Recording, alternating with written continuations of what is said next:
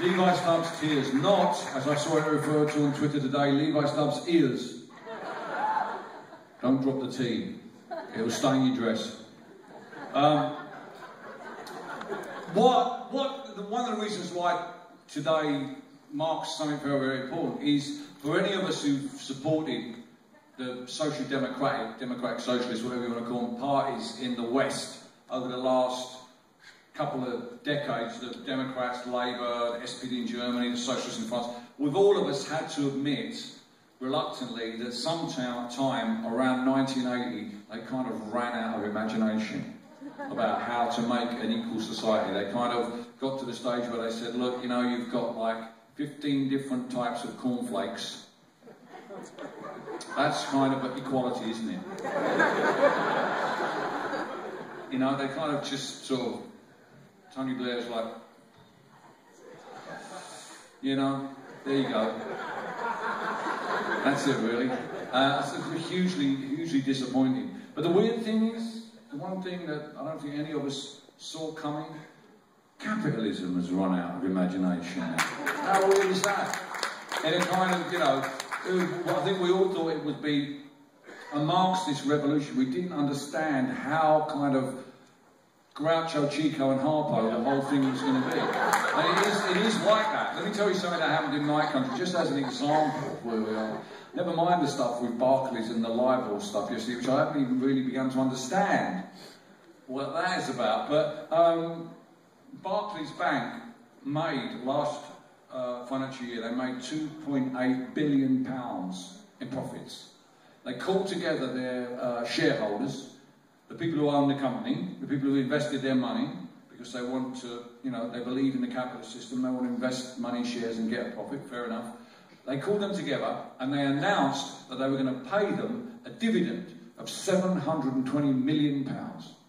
And when they asked, well, what's going to happen to the other £2.1 billion, the board said, well, we're going to pay that to ourselves in bonuses. Now, you know, we know capitalism treads on the workers, but to actually see real evidence of it eating its own children, I find that shocking beyond anything, you know, normally would do. I mean, how can they think it's good economic principle to not, you know, these are, you know, they're stiffing the people who own the company. They're robbing them. Their greed of the executives of Barclays Bank is such that they think they can quietly get away with it, announce it, tell everybody, hello, yes, we're going to give you a quarter of the profits and we're going to keep the rest. How do we get to this place? I tell you, in my country, after the Second World War, the gap between the richest and the poorest narrowed year on year. Never hugely, but every year, these people at the top paid a bit more tax, which was redistributed to these people at the bottom, and that kind of helped the economy, and these people at the bottom had a bit more money in their pockets, so they spent it on shit that these people at the top were making, and that made them pay more tax, and slowly, year on year, you know, it began to narrow. In 1980, Ronald Reagan turns up, Margaret Thatcher turns up, and for the first time in the post-war, it begins to widen. Tony Blair comes to power, nothing changes. The trend continues. Now we're in a situation where these people at the bottom have not seen any real increase in their income in the last 7 years. These people up here, my arm isn't fucking long enough. I'll be out the top of the theatre. How do we get to a situation where people think that's good for the economy? I just don't understand. Our problem in England is a crisis of demand. People haven't got money in their pockets, so they're not spending money. They're giving money to the banks in the hope they'll lend it to businesses. They should be putting it in people's pockets so they can go and spend a bit of money. But I can't do that. Can't do that. Can't do that. The terrible thing is, we used to have, in my country, we had a special mechanism that we used to ensure that this narrowed. We had a special mechanism that ensured these people at the bottom got more wages. When the economy was working, they got more wages. We had a special mechanism to make sure these people paid their fucking way in society. We had a special mechanism that gradually, with a huge effort of this mechanism, helped to narrow this huge gap of inequality in my country. And we referred to this special mechanism as the labour unions. And since they were banished, since they were sent out to the wilderness. Since Margaret Thatcher fucked over the miners, that gap has got wider and wider every year. And you never hear Labour politicians talking about putting more money in people's pockets. The only people you hear talking about that are the Labour unions. Whichever country you go to, they're the only people talking about a bigger health service. They're the only people talking about less money spent on wars and more money spent on people. They're the only people talking about getting control of the free markets. Now, we're in a really interesting situation. Maybe interesting is the wrong word. But in Europe, we're coming close to that time when the irresistible force of the financial markets is going to hit the immovable object of the people. Now, what will happen? Well, you know, generally what happens is when it comes to this, it turns out, you know what? It's going to be shocking, I know, you're not going to believe me. But the free market is not irresistible. It's quite resistible. In fact, it's just a bunch of scaredy people who don't know what they're doing and they just want to, you know. The people of Europe, I think, will deal with the free markets and we will begin to get them under control again. And, you know, it's going to be new politics. It's going to be young people that don't want to know about Karl Marx and all that shit. They're not interested. That language doesn't mean shit to them anymore. But they're still dealing with that compassionate idea. All that's changed. Everything's up in the air. This is the most exciting time. Nobody can say to these kids, fuck off back to Russia.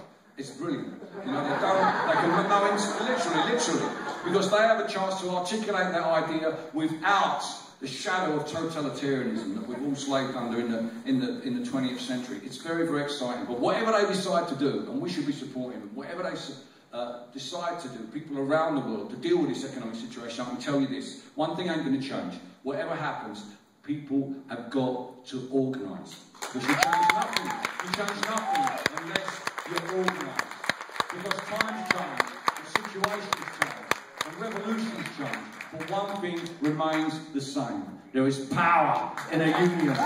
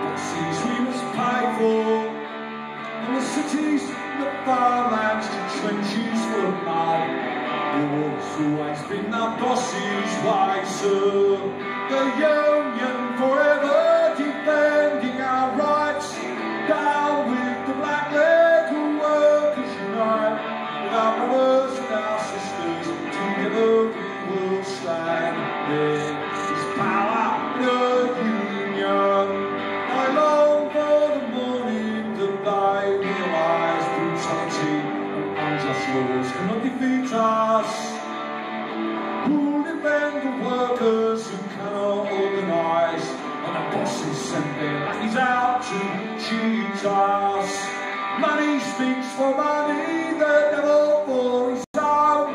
Who comes to speak for the skin and the bone? What a comfort to the widow, a light to the child. There is power in a union.